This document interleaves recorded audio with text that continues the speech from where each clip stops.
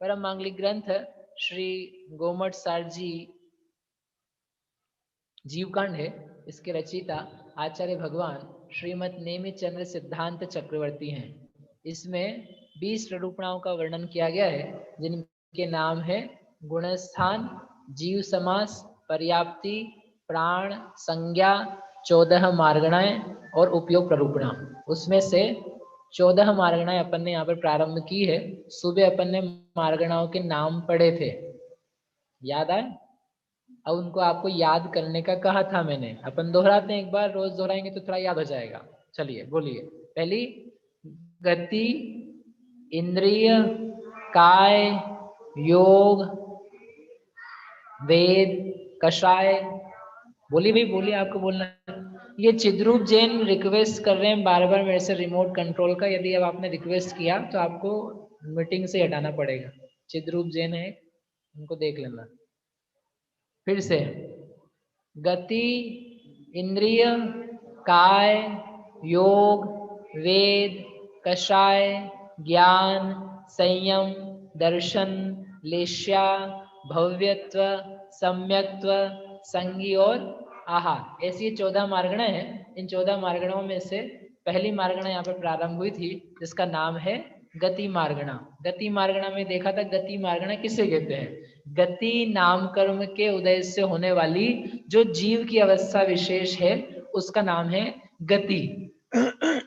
और उस गति के आधार से जीवों की खोज करना, उसे कहते हैं गति मार्गणा। मार्गणा शब्द का अर्थ बताया था ना, अन्वेषण करना, खोज करना। तो जिस विशेषता के आधार से खोज की जाएगी, उसको उस प्रकार की मार्गणा कहा जाएगा। गति मार्गणा यानी गति के आधार से खोज करेंगे। इंद्रिय मार्गणा यानी इंद्रिय के माध्यम से खोज करेंगे। ऐसे प्रत्येक मार्गणा में आप लगाते जाना। जो आने का रास्ता है ना, वो पीछे है। हाँ, तो उसको चालू कर लो, नहीं तो ये बार बार डिस्टर्ब होगा सबको। तो ऐसे करके ये जो मार्गणाएं हैं, तो उन मार्गणाओं में खोज जो है ना, अन्वेषण, वह अन्वेषण तरीका है। अन्वेषण से जीवों के बारे में पता लगता है। तो गति मार्गणा, गति नाम कर्म का हमने प्रयोग किया, और वह जीव को बताने वाली कोई जीव की वस्तु है, वह जीव की पर्याय है। और वह 4 प्रकार की बताई। उसके भेद कितने किए? 4। कौन कौन से किए रोशन भैया? नरक, तिर्यंच, मनुष्य, देव। ये सीक्वेंस है। इस सीक्वेंस को आपको भंग नहीं करना है। कौन सी सीक्वेंस? 4 गतियों की, 4 गतियों की। नरक, तिर्यंच, मनुष्य, देव। ऐसा नहीं तिर्यंच, मनुष्य, नारकी, देव, कुछ तो भी नहीं चलेगा, क्रम से चलेगा। क्योंकि ये सारा क्रमिक प्रकार से बताने का तरीका है। क्यों ऐसा बताया जाता है? नीचे से ऊपर जाना है अपने को। नीचे नरक, फिर है तिर्यंच, फिर मनुष्य मध्य लोक में ही है, और ऊपर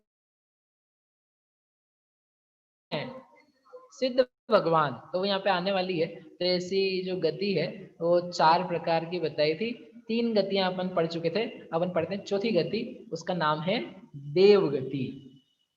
आप लोगों को ऐसा तो नहीं लग रहा है कि ये तुम बाल बोध में ही पढ़ चुके हैं? हमको क्या बच्चों जैसी चीजें पढ़ा रहे हो आप?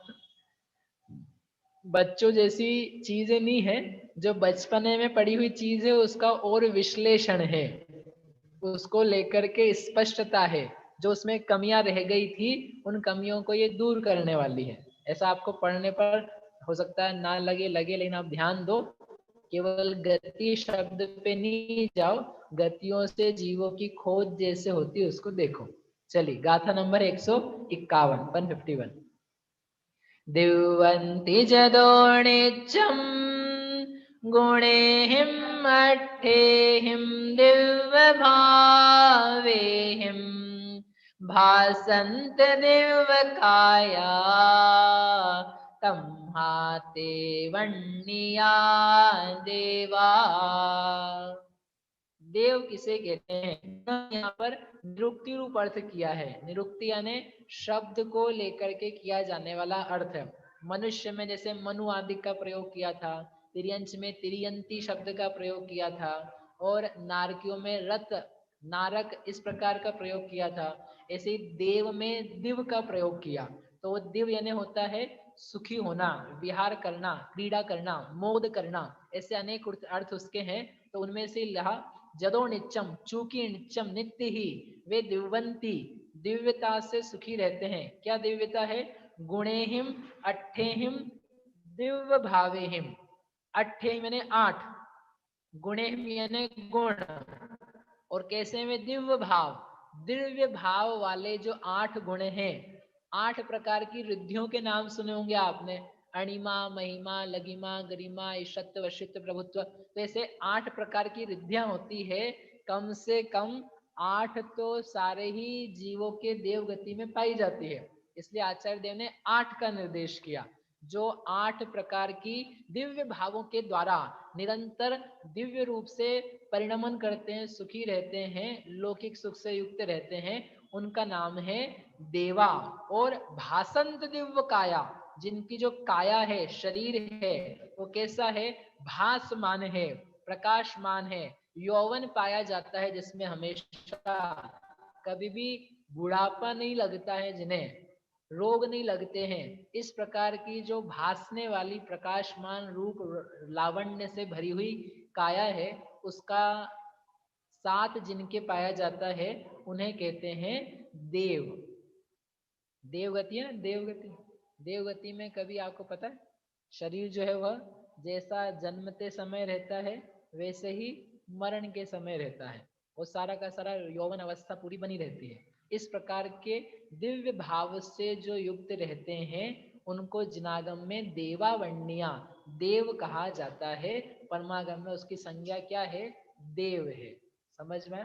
अब इसमें जो दिव धातु है ना, उसको लेकर के टीका में काफी सारे अर्थ दिए हैं। दिव धातु का अर्थ होता है क्रीड़ा करना। क्रीड़ा करना यानी खेल कूद करना, विहार करना। तो जो पर्वतों में, वनों में, समंदरों में विहार करते हैं, जो विजिगीषा अर्थात जीतने की इच्छा रखते हैं, बलवानों को भी जीत लूं मैं, ऐसा भाव रखते हैं।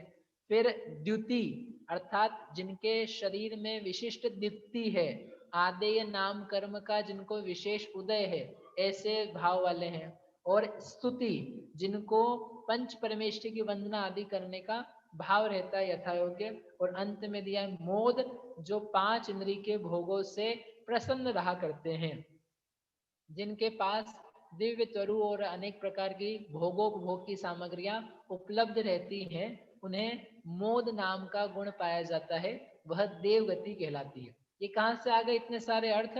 जो वो दिव्यंती लिखा है ना आचार्य देव ने, उस दिव्यंती शब्द से ये सारा का सारा अर्थ आया है। दिव्यंती जो दिव धातु है, उसके इतने सारे क्रीड़ा, विजिगीषा, द्युति, स्तुति आदि के अर्थ दिए जाते हैं संस्कृत में। उसी के आधार से ये सारे भाव बनाए हैं। अब सभी जीव देवगति के इन भावों से युक्त रहें ऐसी कोई जरूरी नहीं है, लेकिन इनमें से कुछ ना कुछ भाव उसके पाया जाता है। तो ऐसे भावों सहित जो जीव की परिणति है, उस परिणति का नाम है, क्या नाम है? देवगति। इसको ठीक कर देना, उसका नाम है देवगति। पुनः देवगति जब हम आपसे कहते हैं कभी, तो देवगति के नाम से आपको क्या याद आता है? रोशन भैया, जैसे मैं आपसे कहूँ आंखें बंद करो, और आंखें बंद करके आप देखो देवगति देखो, तो क्या दिखाई देगा? स्वर्ग दिखाई देगा। स्वर्ग में क्या दिखाई देगा? एक वो विमान है, कोई हवा में चल रहा है, और उसमें एक व्यक्ति बैठा है, उसके मुकुट लगा है, और कुंडल लगे हैं, और साथ में 2-3 पत्नियां उसकी देवांगनाएं बैठी है, और वो घूम रहा है। वो कौन है? बस देव है। और देवगति क्या? बस वही देवगति है। अरे ये फिर से तुम वही बाहर पहुंच गए।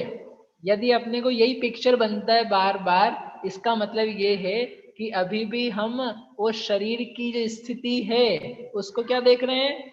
देवगति। इसलिए हमने आज सुबह भी कहा था, पुनः कह रहा हूं, क्योंकि ये मार्गणा का जो जितनी मार्गणा है ना, उसमें आपका फोकस जो है वो पूरा का पूरा जो अतीन्द्रिय जीव नाम का पदार्थ है, उसके भावों पर ध्यान है आपको। क्योंकि मार्गणा का अर्थ ही है जिनमें, जिन पर्यायों में जीव खोजा जाए, जिन पर्यायों के द्वारा जीव खोजा जाए। और यदि आप पर्यायों में, जो पर्याय हम बता रहे हैं, उसमें जीव नहीं देख पाए, तो अपनी पढ़ाई जो है ना जीव कांड की ही, वो बहुत अधूरी रहेगी। अधूरी नहीं करनी है, क्या करनी है, पूरी करनी है। इसलिए फोकस एरिया जो है पूरे शास्त्र का, पूरी क्लास का, पूरे शिविर का, वो क्या है, जीव, अतीन्द्रिय जीव। अतीन्द्रिय जीव की अतीन्द्रिय पर्याय, उन पर्यायों का शाब्दिक विवेचन, उन शब्दों से उसके भावों को जानते हुए अपन समझना चाह रहे हैं। ठीक है, तो देवगति यानी क्या समझना है अपने को, जो जीव का मुदित रहने का पंचेंद्रिय के भोगों से युक्त परिणाम है, जहां 8 प्रकार की रिद्धियां उसके विशेष प्रभाव में पाई जाती है, और जहां पर ये क्रीड़ा, विजिगिषा, द्युति आदि अनेक प्रकार के सहज भाव रहते हैं, उनका नाम है देवगति रूप अवस्था।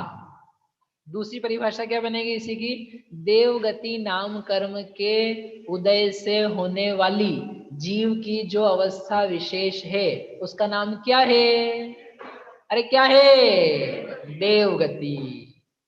ये तो भैया आपको जल्दी याद हो जाना चाहिए। सभी लोगों को कहाँ जाना है, क्यों जी, जीतू चाचा कहाँ जाना है, मर करके सबको भैया स्वर्गवासी बनना है, और कोई लोग तो जिंदे ही स्वर्गवासी बनना चाहते हैं। बोले यदि इसको देव कहते हैं, हम तो 5 इंद्रिय के भोगों में खूब मस्त रहते हैं, हमारे खूब खाना पीना, घूमना फिरना, देखना चखना सब पाया जाता है, इसका मतलब क्या हम देव हैं? कोई ऐसा जीव है जो दिन रात भोगों में डूबा है, 5 इंद्रिय के विषयों में लिप्त है, तो महेश जी उसको देव बोलना कि नहीं बोलना?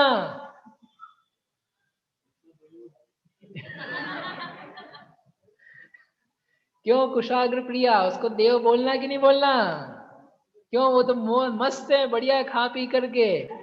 सुनो, केवल 1-2 दिन, 5 दिन, 10 दिन, 100-50 साल, इतने सालों के बीच का नहीं देखा जाएगा, पूरा का पूरा लाइफ लॉन्ग देखा जाएगा। और जब हम कह रहे हैं 5 इंद्रिय के विषय भोग, तुम्हारे जितने भी विषय भोग हैं वो देवताओं के विषय भोगों के आगे रखते ही क्या है, अरे उनकी कीमत ही क्या है। रो रो करके तो तुम्हारे भोग होते हैं, परेशान हो करके तो तुम्हें भोग होते हैं, फोटो खींच करके भी आनंद लेना हो उसके लिए कितने सारे तो क्लिक करवाते हो तुम, और फिर देखते हो 50 बार, और देखने के बाद में हैरान हो जाते हो कि ऐसा क्यों नहीं आया। आपके जैसे भोग जो है पूरे मनुष्य गति में, सारे मनुष्य के भी भोग मिला लो तब भी देव गति के एक साधारण देव के भोगों का कंपैरिजन नहीं किया जा सकता है। समझ में आई बात? तो इसलिए आप कभी इस भ्रम में मत आ जाना, अपन तो देव लोक में हैं, स्वर्ग लोक में हैं, अपने भोग तो बहुत ज्यादा है। अच्छा भैया, इसका मतलब फिर हम भोग भोग सकते होंगे, हमको तो लग रहा था कि अपन भोगी हैं, आप कह रहे हो भोगी ही नहीं है। अरे देवताओं की अपेक्षा से कहा है, तुम्हारी अपेक्षा से तुम जितने लग रहे हो वो ज्यादा पड़ रहा है। भोगों से बच करके अपने निज आत्मा के हित के लिए कार्य करना वो श्रेयस्कर है। अब वो कितना कौन करता है वो अपना अपना जान लेना। ये नरेंद्र वेकोस भी रिक्वेस्ट कर रहे हैं एक्सेस के लिए, इनको मैं डिक्लाइन कर रहा हूँ, कभी वापस आए तो उनको मीटिंग से अलग कर देना, अभी नहीं करना है, पहले बता दिया। ये पता नहीं इसको डिसेबल कैसे होता है, ये व्यर्थ में लोग वो कर रहे हैं। हाँ, बार बार हो रहा है, समझ में आया?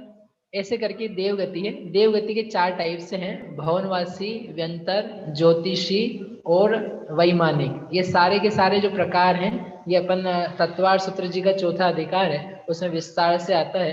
अभी अपना प्रकरण देवताओं के बारे में विशेष जानने का नहीं है, जो देवगति थी अपने को उतना ही जानना था, लेकिन ये 4 प्रकार अभी संख्याओं में काम आएंगे, इसलिए इनके नाम यहाँ पर दिखाए हैं। अब यहाँ पर एक प्रश्न है, पहले ओपन समाधान करके फिर आगे बढ़ते हैं कि आपने कहा जो मननशील हो वो मनुष्य है, जो लड़े झगड़े वो नारकी है, जो कुटिलता करे वो तिर्यंच है, और जो भोगों में युक्त रहे वह देव है। तो यदि कोई मनुष्य है तो मनुष्य लड़ झगड़ रहा है, लड़ झगड़ रहा है, दिन रात लड़ झगड़ रहा है, अच्छा बोलते ही नहीं है, तो क्या वह नारकी है? तो क्या उसके नरकगति नामकर्म का उदय चालू हो गया है? क्या ऐसा है? तो कहते हैं ऐसा नहीं, ये हमने आपको शब्द की निरुक्ति से अर्थ बताया है। इस प्रकार के भाव वहां पर विशेष रूप से पाए जाते हैं और वहां पर निरंतर पाए जाते हैं, और वहां पर भी किसी किसी के ना भी हो वो भी हो सकते हैं, परंतु फिर भी तत् गति संबंधी जो औदिक भाव है वो वहां का सामान्य नेचर है। जैसे यदि अपन मनुष्य गति की ही वास्तव में बात करें तो वो निरुक्ति से अर्थ तो अपन ने समझ लिया। दूसरे रूप से देखें यदि उसका भाव, तो मनुष्य गति क्या चीज है? मनुष्य गति यानी मनुष्यों का परिणाम। कौन सा परिणाम? मनुष्य पने का परिणाम। व्हाट इज मनुष्य पने का परिणाम? ह्यूमननेस क्या है? ह्यूमननेस है सामाजिकता, बोलचाल, भाषा, लेन देन, घर गृहस्थी आदि का जो व्यवहार है, उस व्यवहार से युक्त जो जीव का परिणाम है, उस परिणाम को कहते हैं मनुष्य गति। जैसे तिर्यंच है तो तिर्यंच में श्वान है, श्वान यानी कुत्ता है, तो उस श्वान का जो औदिक गति नाम कर्म है वो किस प्रकार का है? क्या टाइप है उसका? उसका टाइप ऐसा है, भौंकना। किसी नए आदमी को देखें, भौंकना, लड़ना, गुर्राना, इस भाव को लेकर के वो परिणमित होता है। वो जो उसकी एक्टिविटीज हो रही दिखने वाली, वो उसके गति नाम कर्म के उदय से प्रेरित है। बिल्ली है, बिल्ली क्या ढूंढती रहती है? बिल्ली क्या ढूंढती रहती है? चूहा ढूंढती रहती है। तो वो चूहे क्यों ढूंढती है, दूसरा क्यों नहीं ढूंढती है? उसका गति नामकर्म जो बिल्ली संबंधित वो इसी प्रकार का है कि वह भोजन की तलाश में उस प्रकार की चीजों को देखती है। कहने का अर्थ ये है कि जो जो औदैक गति नाम कर्म संबंधी परिणाम है वो बड़े विशिष्ट हैं। ये जीव में पाए जाने वाले भाव हैं, उससे वो व्यक्ति आइडेंटिफाई होता है। मतलब वो गति अपने आप में नक्की होती है, निश्चित होती है। ऐसा नहीं है कि नरक गति वाले जो भाव हैं वो मनुष्यों में पाए जाएं। चाहे जितना लड़ लो, चाहे जितना मार लो, चाहे जितना झगड़ लो, चाहे जितना परेशान कर दो, फिर भी जैसा नरक गति का संक्लिष्ट परिणाम होता है वैसा संक्लिष्ट औदैक भाव मनुष्यों में हो ही नहीं सकता है। जैसा तिर्यंच गति का टेढ़े पने का वक्र परिणाम है डिफरेंट टाइप का, वैसा परिणाम मनुष्य गति में हो नहीं सकता है। जैसा देव गति का भोगों का परिणाम है वैसा मनुष्य गति में हो नहीं सकता है। जैसा मनुष्य गति में सामाजिकता का परिणाम है, बोलचाल भाषा वगैरह का परिणाम है, वैसा अन्य तिर्यंच नारकी देव में हो नहीं सकता है। ख्याल में ही बात? तो वो जितनी परिभाषा निरुक्ति से दी है उसको लेकर के थोड़ा सा और फैलाना, आप अपने आप में देखना सारे मनुष्यों में कॉमन भाव क्या है जिसको आप ह्यूमन कहते हो। उस ह्यूमन के आधार से आपको गति नामकर्म और मनुष्य गति आदि नामकर्म समझ में आए। और हर एक की फिर साधारण परिभाषा बनाने के लिए क्लॉज लगाओ, मनुष्य गति नामकर्म के उदय से होने वाली जो अवस्था है उसका नाम है मनुष्य गति। तिर्यंच गति नामकर्म के उदय से होने वाली अवस्था है उसका नाम है तिर्यंच गति। समझ में आया? अरे समझ में आया कि नहीं आया? बोलो निप्रांशी देवी, समझ में आया? आया। ये तो बहुत सरल है, अभी अभी कठिन तो आना बाकी है, इसलिए मैं समझ की पूछ रहा हूँ, आपसे मजे की नहीं पूछ रहा हूँ।